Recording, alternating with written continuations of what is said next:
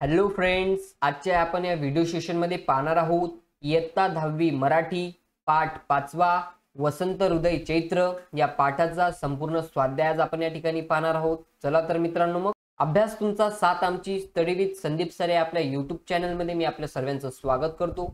मित्रांनो, तुम्ही अजूनही आपल्या यूट्यूब चॅनलला सबस्क्राइब केलं नसेल तर आपल्या यूट्यूब चॅनलला सबस्क्राइब करून बाजूच्या बेल आयकॉनला क्लिक करून ऑल नोटिफिकेशन ऑन करा, जेणेकरून आपल्या नवनवीन स्वाध्यायाची नोटिफिकेशन तुम्हाला मिळत राहील। चला तर मित्रांनो, मग प्रश्न पहिला, पाठाच्या आधारे दिलेल्या वैशिष्ट्यांवरून झाडाची नावे लिहा।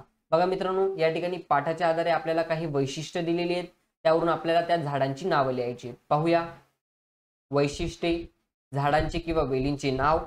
पहिलं वैशिष्ट्य आहे निळसर फुलांचे तुरे, कडुलिंबाचे झाड, गुलाबी रंगाची कोवळी पालवी, पिंपळाचे झाड, गुलाबी गेंद, मधुमालती वेल, कडवट उग्र वास, कारंजाचे झाड, दुरंगी फुले, घाणेरी, 3 पाकळ्यांची फूल,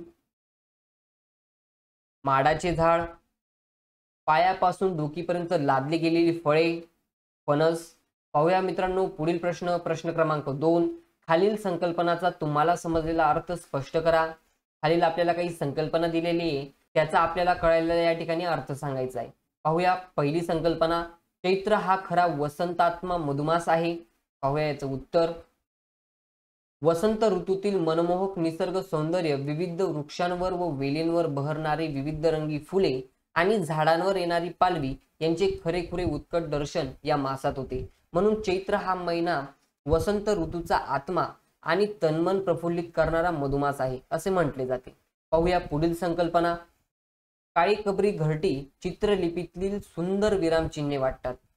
पाहूया याचं उत्तर, वसंत ऋतूत आपल्या आसपासचे निसर्ग दृश्य आपले मन मोहून टाकते। विविध रंगांची उधळण केलेला निसर्ग आपल्याला एखाद्या चित्रलिपीप्रमाणे भासतो। विविध रंगीबेरंगी फुलांनी बहरलेल्या झाडांवर पक्षी आपले घरटे बनवतात आणि त्या घरटांचे निरीक्षण करताना मन तेचीच रेंगाळते। पुढे सरकावे असे आपणास वाटतच नाही, येथे आपण जणू विराम घेतो। म्हणून काळी कबरी घरटी चित्रलिपीतली सुंदर विरामचिन्हे वाटतात असे म्हटले जाते। पाहूया मित्रांनो तिसरी संकल्पना, मधुर याचा हा थेंब अभिरुचीला पुरेसा वाटतो। पाहूया याचं उत्तर, एखादे लोभसवाने दृश्य ते चिमुकले असले तरी मनाला खिळून ठेवते। त्या चिमुकल्या रूपातले अल्प स्वरूप दर्शन म्हणजेच माधुर्याचा एक थेंब असतो। पाहूया मित्रांनो पुढील प्रश्न, प्रश्न क्रमांक 3, योग्य जोड्या जुळवा। याच्यात आपल्याला एक चार्ट दिलेला आहे मित्रांनो, या साईडला आहेत अ गट, या साईडला ब गट, ब गटामध्ये आपली उत्तरं दिलेली आहेत। पाहूया, लांबलचक देठ याची जोडी आहे कैऱ्यांचे गोळे, अर्धवर्तुळ पांढरी टोपी याची जोडी आहे करंजाची कळी, भुरभुर नाले जावळ याची जोडी आहे माडाच्या लोंब्या। पाहूया पुढील प्रश्न, प्रश्न क्रमांक 4, खालील तक्ता पूर्ण करा। या ठिकाणी आपल्याला तक्ता दिलेला आहे, तो या ठिकाणी आपल्याला पूर्ण करायचा आहे। या साईडला आपल्याला शब्द दिलेले आहेत व त्यांचे या ठिकाणी अर्थ आपल्याला लिहायचे आहेत। पहिला आहे निष्पर्ण म्हणजेच पाणी निघून गेलेला, निर्गंध म्हणजे सुगंध निघून गेलेला, निर्वात म्हणजे हवा नसलेला, निर्गवी म्हणजे गर्व नसलेला, निस्वार्थी म्हणजे स्वार्थ नसलेला। पाहूया मित्रांनो पुढील प्रश्न, प्रश्न क्रमांक 5, खालील वाक्यात योग्य ठिकाणी कंसातील योग्य वाक्यप्रचार वापरून वाक्य पुन्हा लिहा। या ठिकाणी कंसामध्ये आपल्याला काही वाक्यप्रचार दिलेले आहेत, त्या ठिकाणी आपल्याला योग्य वाक्यप्रचार निवडून ते वाक्य पुन्हा लिहायचं आहे। पहिला आहे रुंजी घालणे, कुचेष्टा करणे, पेव फुटणे, व्यथित होणे। पाहूया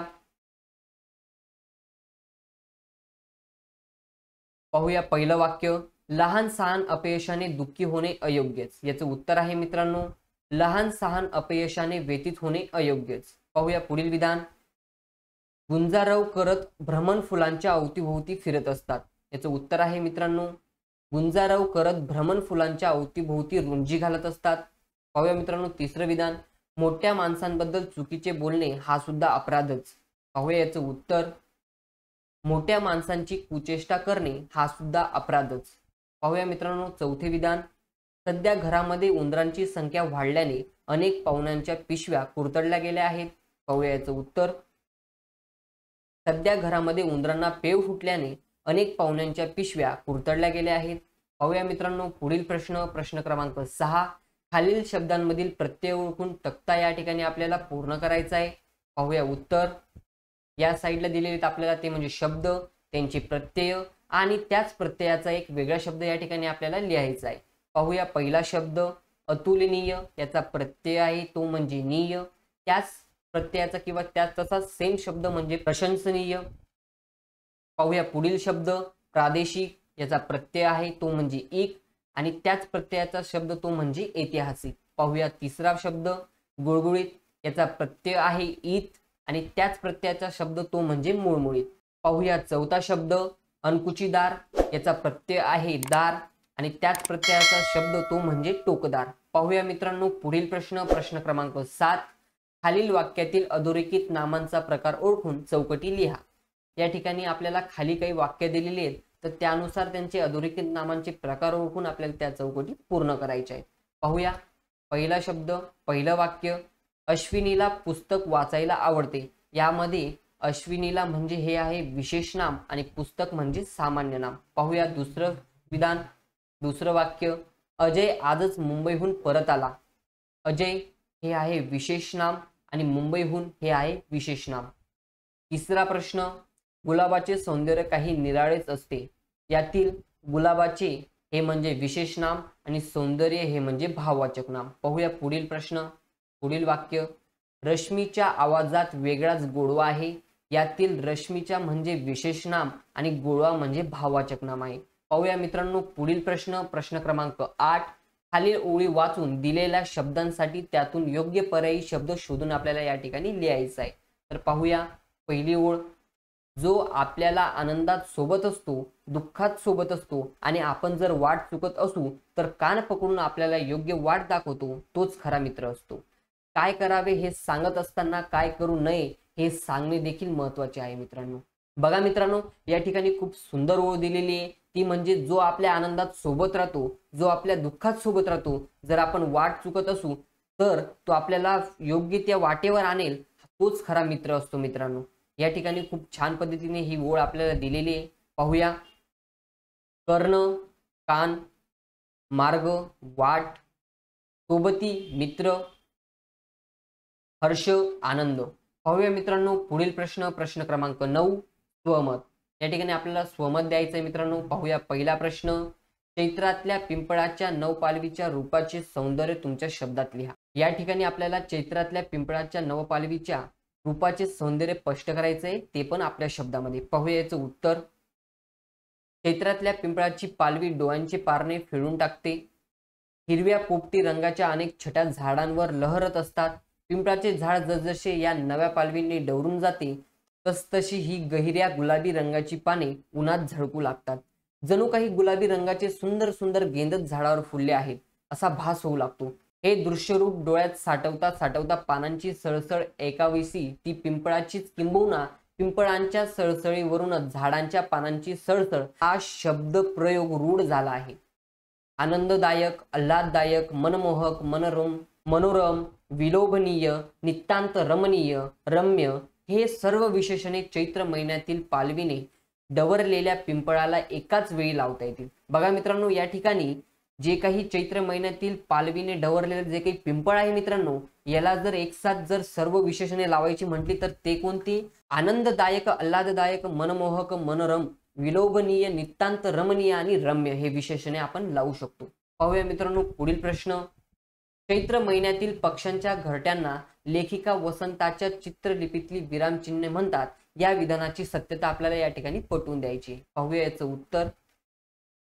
वसंत ऋतूत आसपासची नैसर्गिक दृश्य आपले मन मोहून टाकतात. विविध अशा रंगांची उधळण केलेला निसर्ग हा आपल्याला चित्रलिपीप्रमाणे भासतो.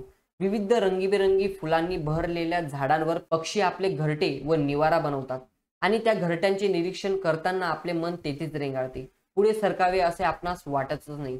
येथे आपण जणू विराम घेतो म्हणून काळी कबरी घरटी चित्रलिपीतील सुंदर विरामचिन्हे वाटतात असे म्हटले आहे. पाहूया पुढील प्रश्न. वसंत ऋतूशी निगडीत तुमच्या एखादी आठवण समर्पक शब्दात या ठिकाणी आपल्याला लिहायची. त्याचं उत्तर पाहूया. वसंत ऋतू म्हटला तर डोळ्यासमोर निसर्गाचे मनमोहक चित्र उभे राहते. असे निसर्गाचे रूप पाहायचे म्हणजे कोकणाची आठवण येते. असा चैत्र महिन्यात मामाच्या गावी कोकणात जायचं योग आला. नारळाच्या बागा, आंब्याची बाग, फणसाची बाग, काजूची बाग यांनी कोकणातील परिसर हा नटलेला आहे. झाडांवर नव पालवी तुटलेली होती. नारळाचे झाड खूपच सुंदर दिसत होते. आंब्यांना हापूस आंब्यांचा यच्छेद आस्वाद घेतला. निसर्गाचे सौंदर्य डोळे भरून पाहिले. पक्षींनी सुद्धा फळांना चोची मारून आस्वाद घेत होई.